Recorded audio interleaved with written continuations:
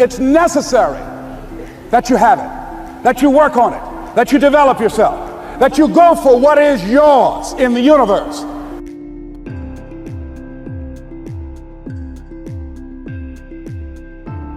Hey there! Why do you want to hear motivational tapes?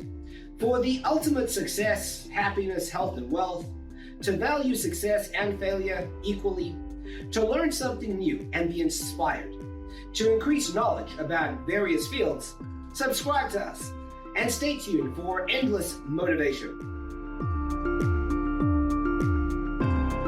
When you know within yourself that there's something you want to do, and I believe that all of us were born with a purpose, that all of us have something that we are supposed to do, that all of us have some goodness within us, and that goodness gives us a responsibility to manifest our greatness.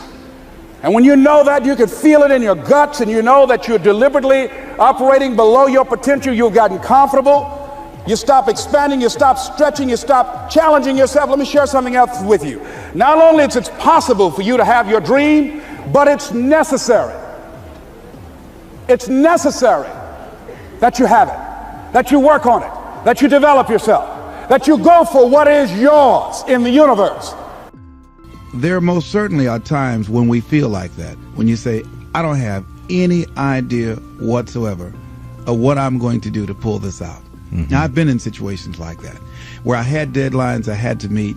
I didn't meet those deadlines, and I lost a car, lost a home, lights were cut off, telephone was cut off. All of those things are going to happen to you at different points in life. Now, the question is, what does it really mean? It really doesn't mean anything. It's not important at all. It's just a temporary inconvenience, because all of those things can be corrected.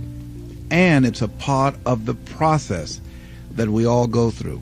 Now, the challenge is, in the midst of all of these things, is one, to stay focused on your goal, and two, to keep your expectations of making it happen, and keeping your energy positive, and relentlessly looking for ways in order to pull it out. And I guarantee you that there will be some intervention. What causes it? I don't know. That will seem like it's supernatural. Give you an example. I remember once when I lost my job, when I was fired out of broadcasting, September 18th, I'll never forget, 1978. I was behind in my house notes, and my house was up for foreclosure. I did, Larry, everything I could. I had borrowed as much money as I could borrow. I had talked to family members and friends. I did everything I could, and I couldn't get enough money, being unemployed for several months, applying for job after job after job, and couldn't get a job. I couldn't get enough money to save the house, but I never felt, and this is very important, the feeling that I had, I never felt that I was going to lose that house. I wanted that house.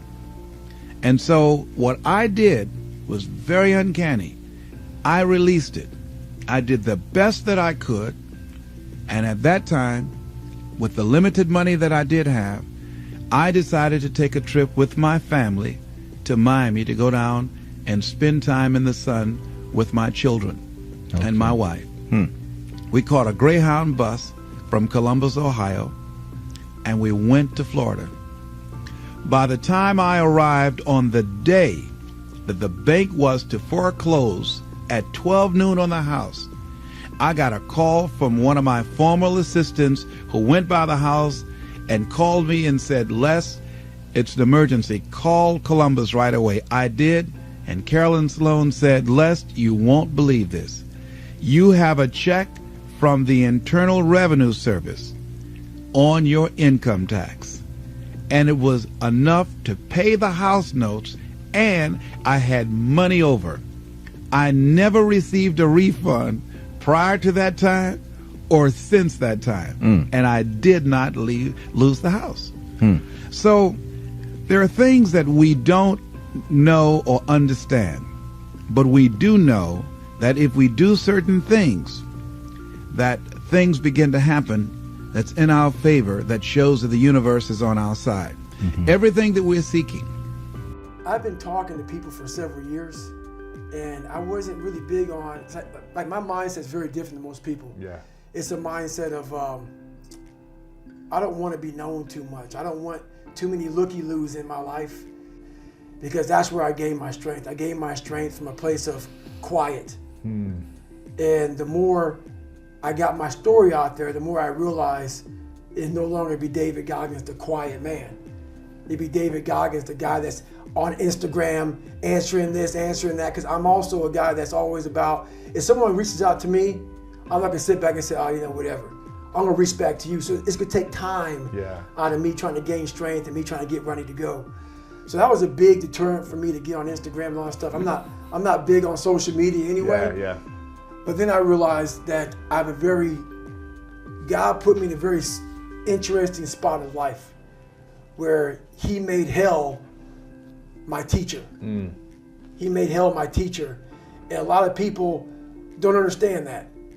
So I'm trying to give people a different thought process of life where failure, hell, disappointment, discomfort is a great learning tool. And many people don't understand that. And a lot of people won't even understand this interview when we get done with it. But it's these few moments in life that you have. Like for me, I always talk about it.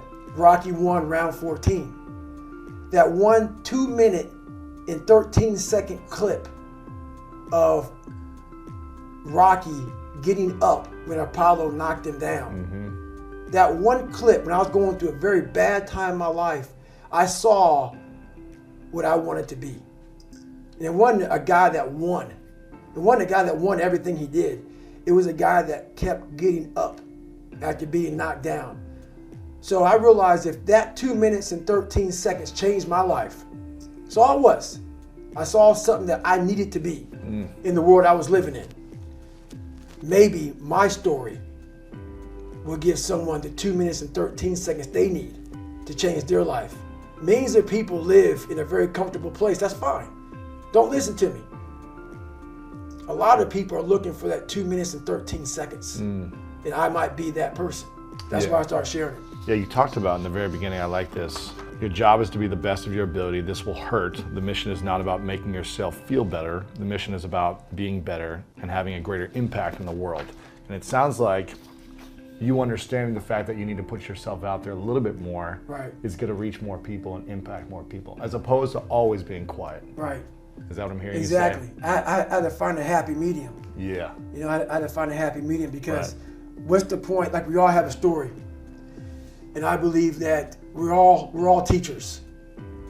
We're all teachers.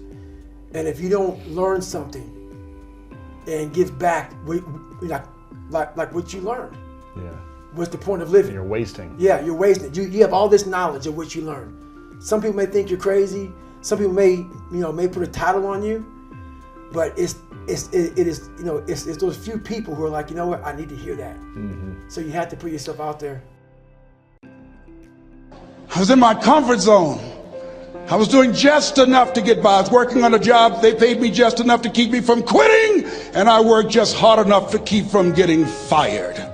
How many know people like that? Blink your eyes if you understand what I'm talking about. I was parked. I knew I could do more. But when my mama died, it took something out of me. When I went through a divorce, it took something out of me. When my best friend died, it took something out of me. I parked. And somebody said that life is like an onion. You have to peel it one layer at a time. And sometimes you cry. Life's going to happen to you when you have a dream. You're going to get slapped around. And don't take it personal. Don't ask, why did this have to happen to me? Why not you? Who would you suggest?